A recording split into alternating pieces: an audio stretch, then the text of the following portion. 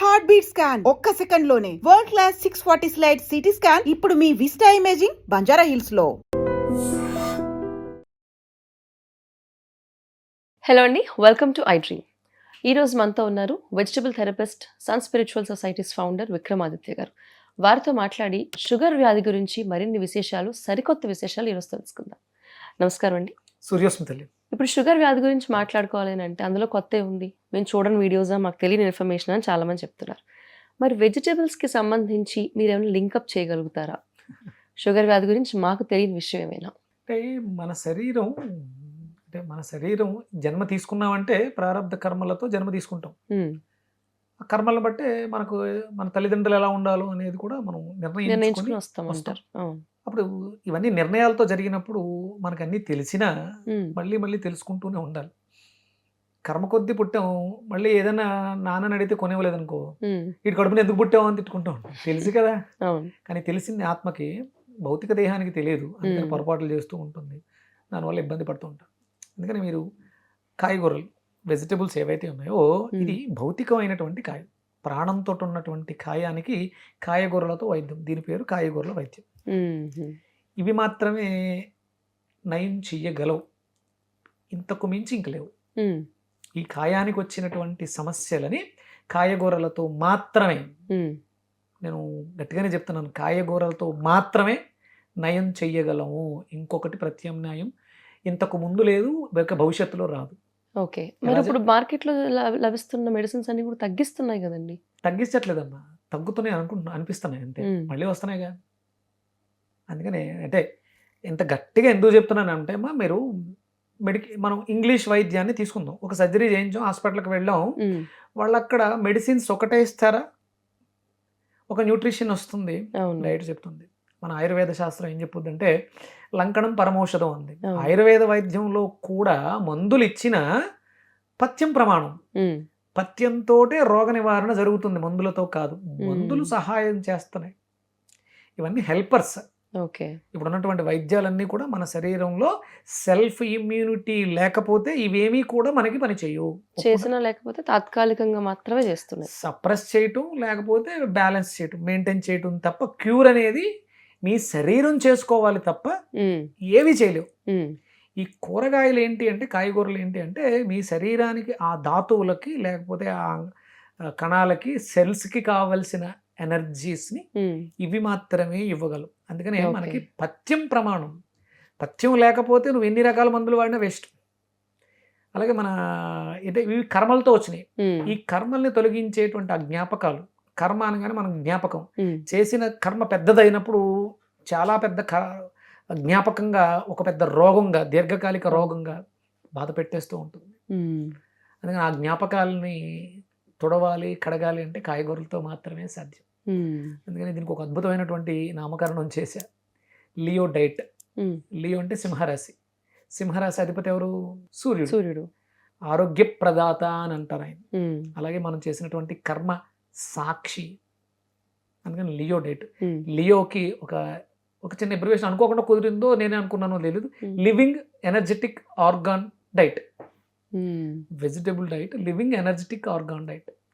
ఇది ఆరోగ్య ప్రదాత సూర్యుడు ఇచ్చినటువంటి యాన్సెంట్ వేదిక్ ఇండియన్ డైట్. ఇది వేదం చెప్పింది. అంటే ఇప్పుడు నేను మాట్లాడే ప్రతి కూరగాయ గురించి వేదంలో ప్రస్తావన ఉందా లేదా చూశాను నేను. వేదంలో వీటికి ప్రస్తావన ఉంది. మనకు వచ్చేటువంటి భేషజం అంటే రోగం, క్షేత్రియం అంటే శరీరం. మన క్షేత్రియానికి వచ్చేటువంటి భేషజాన్ని ఎలా వస్తుంది అంటే వంశపారంపర్యంగా వస్తుందని చెప్పింది శాస్త్రం.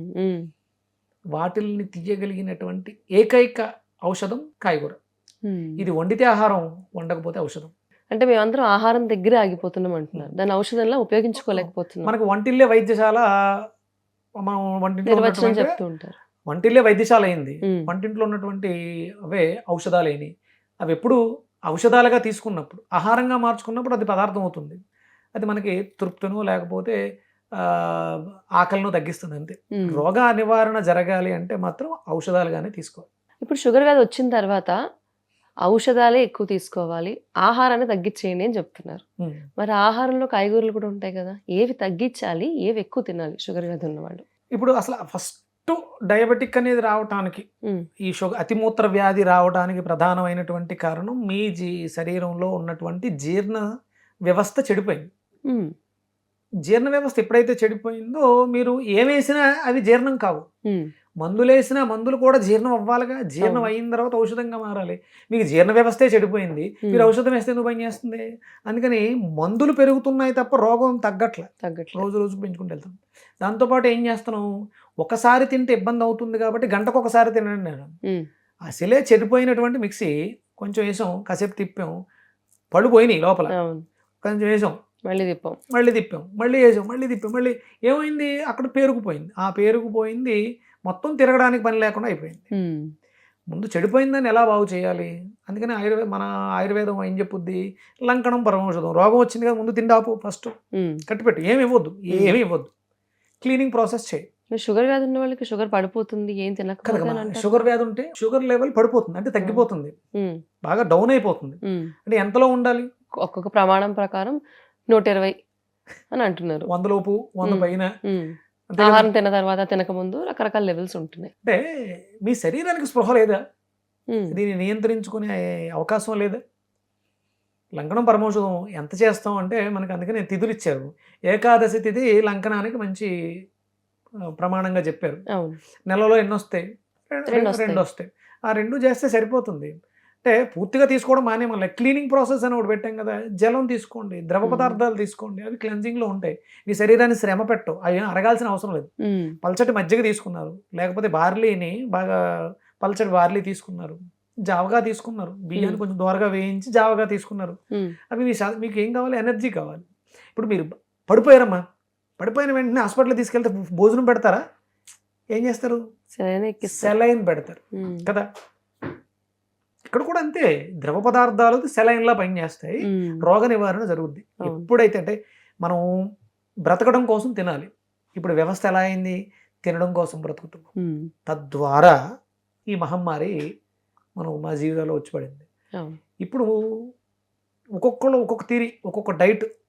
ఇప్పుడు నేను విక్రమాదిత్య లియో డైట్ స్పెషలిస్ట్, ఉమ్, మీరు ఇంకొక సంథింగ్ స్పెషల్ డైట్, ఉమ్, ఇలా చెప్పేదానికి ప్రమాణాలు ఏమీ లేవు. ఇక్కడ ప్రమాణం ఏంటి అంటే మీ శరీరం, మీ సిస్టమ్స్, కరెక్ట్. దీని మీద ఆధారపడింది. అది వేదం ఏం చెప్పింది? వేదం ప్రమాణం. ఇక అది ఒకసారి చెప్పింది అంటే అది ఇంతే. సూర్యోదయ సూర్యాస్తమయాలలో మీ జీవన విధానం ఉందా? ఉమ్, లేదు.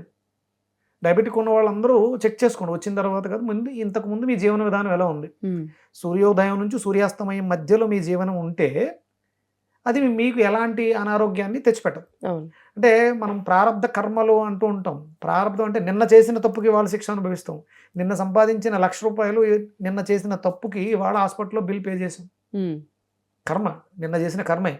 అందుకని నిన్న తిన్న బిర్యానీ అరగక gastric ulcer, peptic ulcer, um, diabetic something వస్తుంది. వస్తుంది. అందుకని ఫస్ట్ అరుగుదల అనేది పోతేనే మిగతా రోగాలన్నీ వస్తాయి. మీకు నేను కొన్ని ఎపిసోడ్లో చెప్పా, ఉమ్, 12 సిస్టమ్స్ మీద. మొట్టమొదటి system digestion system, second kidney urinary system, third nervous system, ఇలా ఒక సైకిల్. లాస్ట్ ఉండేది heart attack, um, circulatory system. Circulatory system. మరి దీని మీద ఆధారపడి ఉన్నప్పుడు ఫస్ట్ దీన్ని బాగు చేయకుండా ఉమ్, మనం రకరకాల ట్రీట్మెంట్లు చేసుకుంటూ ఉంటాం. అవును. ఏ షుగర్ వ్యాధి పేషెంట్కి డాక్టర్ డైజెషన్కి సంబంధించి మందులు ఇవ్వరు అసలు.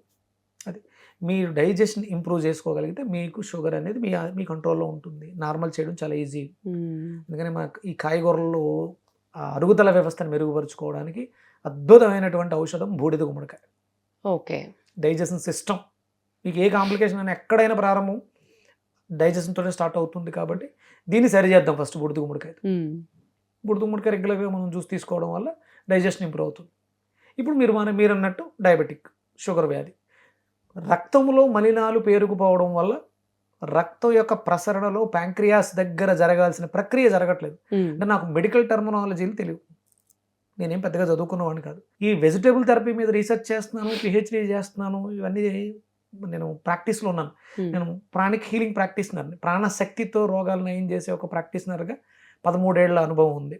అలాగే సన్ స్పిరిచువల్ సొసైటీ, సూర్యుడు ఆరోగ్య ప్రదాత ఎలా అయ్యాడు అనే దాని మీద నేను ఒక సన్ స్పిరిచువల్ సొసైటీని, ఒక ట్రస్ట్ని పెట్టి ఉమ్, దాని మీద నేను వర్క్ చేస్తున్నాను.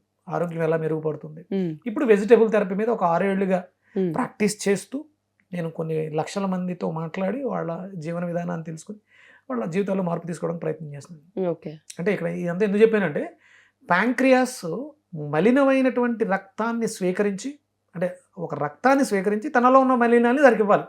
రక్తం ఎప్పుడైతే మలినంగా ఉందో ఆ రక్తాన్ని తీసుకోవటం మానేసిందట.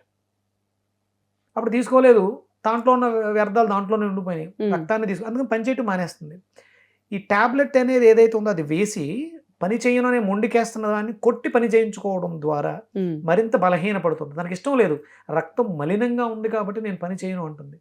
ట్యాబ్లెట్, షుగర్ ట్యాబ్లెట్ వేసి దాన్ని కొట్టి మనం పని చేయించుకోవడం వల్ల మరింత చెడిపోతుంది, రక్తం ఇంకొంచెం చిక్కబడింది.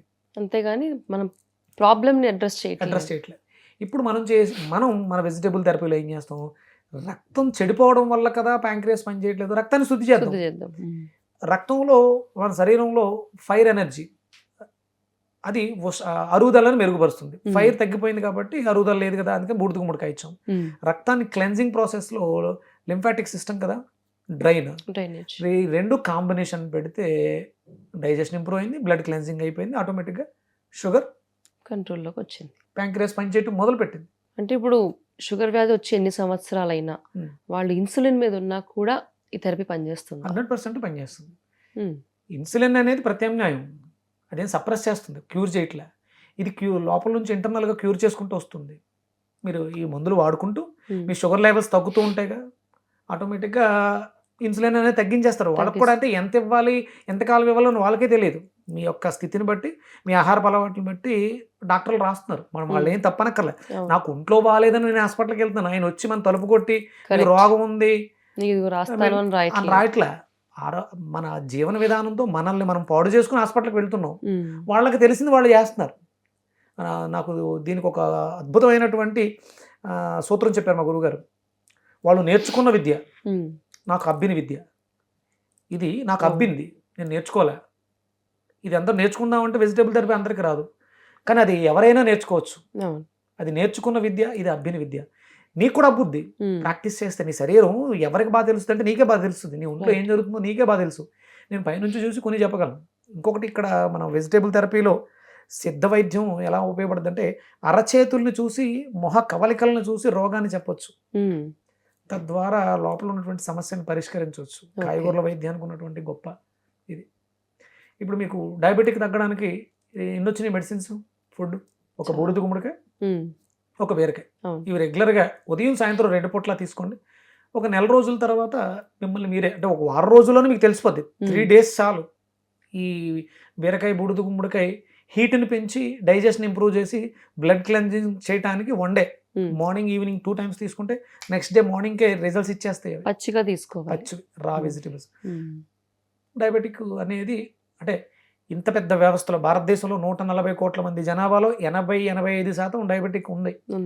అందరి జీవితాల్లోనూ ఒక అద్భుతమైనటువంటి దరిద్రం ఏంటంటే సూర్యాస్తమయం తర్వాత తినడం. ఆ దరిద్రాన్ని కొంత తీసేస్తే, అంటే సూర్యాస్తమయానికి ముందే తినగలిగితే చాలా వరకు మనం భారతదేశాన్ని, చాలా మంది కంకణం కట్టుకున్నారు భారతదేశాన్ని డయాబెటిక్ రహిత దేశంగా తీర్చిదిద్దాలని. మనం నెంబర్ 1లోను నెంబర్ 2లోను దాన్ని మనం మార్చాలి అనుకుంటే ప్రతి ఒక్కళ్ళు కూడా నడుము కట్టి ముందు, అంటే మన భారతదేశాన్ని మార్చగలవో లేదో నాకు తెలియదు, కానీ ఆంధ్రప్రదేశ్, తెలంగాణ తెలుగు వాళ్ళు ఈ ఇండియాలో కూడా తెలుగు రాష్ట్రాల్లో ఎక్కువ, ఎందుకంటే మనకి బాగా విపరీతమైనటువంటి ఆ యావ ఫుడ్ను బాగా తినాలని యావ బాగా ఎక్కువగా ఉంటుంది. కాబట్టి దాన్ని మనం అదుపు చేయగలిగితే, ఆహారం బ్రతకడం కోసం మాత్రం తినడం కోసం బ్రతకద్దు. ఇప్పుడు రేపొద్దుట 3వ ప్రపంచ యుద్ధం రాబోతుంది, లేకపోతే ఫైనాన్షియల్ క్రైసిస్ రాబోతున్నాయి. అందుకని మోడీ గారు కూడా తక్కువ తినడానికి ప్రయత్నించండి అన్నారు. ఒక పూట తినడానికి ప్రయత్నం చేస్తే, అంటే ఇప్పుడు నేను వెజిటేబుల్ డైట్లో మార్నింగ్ ఒక జ్యూసు, ఈవినింగ్ ఒక జ్యూసు, మధ్యాహ్నం మాత్రం ఒక ఫుడ్, 1 meal డైట్ సరిపోద్ది. మనం చేసే పనులకి మనం పెద్దగా పని చేయట్లే, మనం చేసే పనికి మనం పడే కష్టానికి సరిపోతుంది చాలు. పూర్వంలాగా కిలోమీటర్లు నడవక్కర్లేదు, పొలాలు దున్నక్కర్లేదు, మోటార్లు మోయక్కర్లేదు, అన్నిటికీ మిషనరీ వచ్చేసింది. ఇప్పుడు బ్రెయిన్ కూడా ఎక్కువ కష్టపడక్కర్లే, ఒక చిన్న క్లిక్ కొడితే మొత్తం ఇచ్చేస్తుంది. కాబట్టి మనం చేసే శ్రమకి మనకి ఒక గ్లాస్ బూడిద గుమ్మడికాయ జ్యూస్, ఒక గ్లాస్ దొండకాయ జ్యూస్ చాలు. అందుకని తిండిని తగ్గిద్దాం, జ్యూసులు, కాయగూరలను ఎక్కువగా ఉపయోగిద్దాం, ఆరోగ్యంగా జీవిద్దాం. లియో diet, living energetic organ diet. Okay. ఇప్పుడు ఈ పచ్చి కాయగూరలు తినడం వల్ల షుగర్ వ్యాధి తగ్గుతుంది అని చెప్తున్నారు కదా, ఈ పచ్చి కాయగూరలను ఆహారంగా తీసుకున్న వాళ్ళు ఎక్కువ శాతం ఉన్నారు. కాకరకాయ కానీ యూజువల్లీ కాకరకాయ చెప్తూ ఉంటారు, మీరు చెప్పలేదేంటి? నేను వెయిట్ చేస్తున్నా కాకరకాయ చెప్తారేమో. అంటే షుగర్ అనగానే అదొక తీపి రోగము, తీపికి కాబట్టి సంబంధించిన రోగం చేదేసి. కాబట్టి చేదు వేసేస్తే పోతుంది అనుకుంటున్నాను. కాదు, దీనికి పనిచేసేది బాటిల్ గార్డ్ కాదు, మనకు ఉపయోగపడేది రిజ్ గార్డ్ మాత్రమే, కాకరకాయ కాదు. అంటే చేదు మీరు నమిలితే తగ్గొచ్చేమో, కానీ నవలరుగా జ్యూస్ చేసుకుని తాగేస్తారు. కడుపులోకి వెళ్ళిపోయిన తర్వాత ఏదైనా ఒకటి. కానీ ఇక్కడ మనకి బీరకాయ మాత్రం లోపలికి వెళ్ళిన తర్వాత అద్భుతమైనటువంటి క్లెన్జింగ్ ప్రాసెస్ ఉంది దానికి. నాలుక మీద కొంత పని చేస్తుంది. అంటే మీరు కాకరకాయతో రోగాన్ని తగ్గించుకోవాలంటే నమలాలి, బీరకాయతో రోగం తగ్గించుకోవాలనుకుంటే తాగితే సరిపోతుంది. అంటే నేను చాలా మందిని చూశాను, మెంతులతో షుగర్ తగ్గిపోతుంది. అలాగే చేదు బాధం అని చెప్పేసి, అంటే చేదుగా ఉండేది ప్రతిదీ షుగర్ మీద పనిచేసేస్తుంది అని అనుకున్నారు. దానివల్ల అక్కడ రిజల్ట్స్ రాలేదు.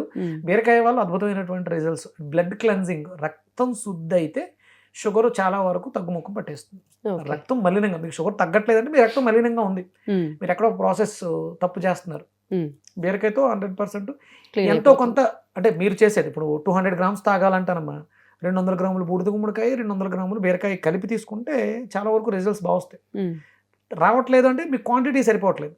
మీ షుగర్ లెవెల్స్ 500, 600, 400 ఉంటే మీరు ఉదయం, మధ్యాహ్నం, సాయంత్రం 3 పూట్ల కూడా తీసుకోవాల్సి ఉంటుంది. ఆహారాన్ని తగ్గించాల్సి ఉంటుంది. మీరు మరి బ్రతకడానికి ఏంటి అంటే మీకు కావాల్సిన ఎనర్జీ, ఇవి లైవ్ రా వెజిటబుల్స్ కాబట్టి ఎనర్జీ వచ్చేస్తుంది. మీరేం వీక్ అయిపోతారు, పడిపోతారు, ఆ ఇబ్బందులు ఏమి ఉండవు. ఇంకా తట్టుకోలేకపోతున్నాం అనుకుంటే ఏదైనా ఫ్రూట్ తీసుకోవచ్చు. ఈవినింగ్స్ ఫుడ్లా కాకుండా ఏదైనా జావా, హాట్ బ్రేవరేజ్, కూల్ బ్రేవరేజ్ కాదు, ఫ్రూట్స్ తినకూడదు, ఫ్రూట్ జ్యూసెస్ తాగకూడదు నైట్ సూర్యాస్తమయం తర్వాత. ఎందుకంటే మన బాడీలో మిషన్ డౌన్ అవుతుంది, అది సన్ రైజ్ అప్ అవుతుంది, సెట్. ఎందుకని ఫైర్ తగ్గేటప్పుడు బయట నుంచి ఫైర్ ఇవ్వాలి. అందుకని వేడిగా మన సాంప్రదాయంలో వేడి పాలు, మిరియాలు వేసి హీట్ని ప్రొడక్ట్ చేస్తాయి. కాబట్టి ఇలాంటివి తీసుకోవడం ద్వారా డయాబెటిక్ని ఎదిరించి కనీసం మన ఆంధ్ర, తెలంగాణలో షుగర్ వ్యాధిగ్రస్తులను తగ్గించవచ్చు. విన్నారు కదా, మరి షుగర్ వ్యాధి అన్నది ప్రతి ఒక్కరి లైఫ్లోనూ ఉంటుంది. ఇంటికి కనీసం 2 కంపల్సరీ ఉంటున్నారు. అదేదో గొప్పగా చెప్తున్నానని కాదు, కానీ చాలా బాధాకరమైన విషయం. మరి ఆలోచించాల్సిన విషయం ఏంటి అని అంటే, మనకి షుగర్ వ్యాధి ఉన్నా లేకపోయినా ఆహారాన్ని తగ్గిస్తే రోగాలు ఆటోమేటిక్గా తగ్గుతాయి అంటున్నారు. ఈ విషయాన్ని మీరందరూ కూడా గుర్తుపెట్టుకోండి.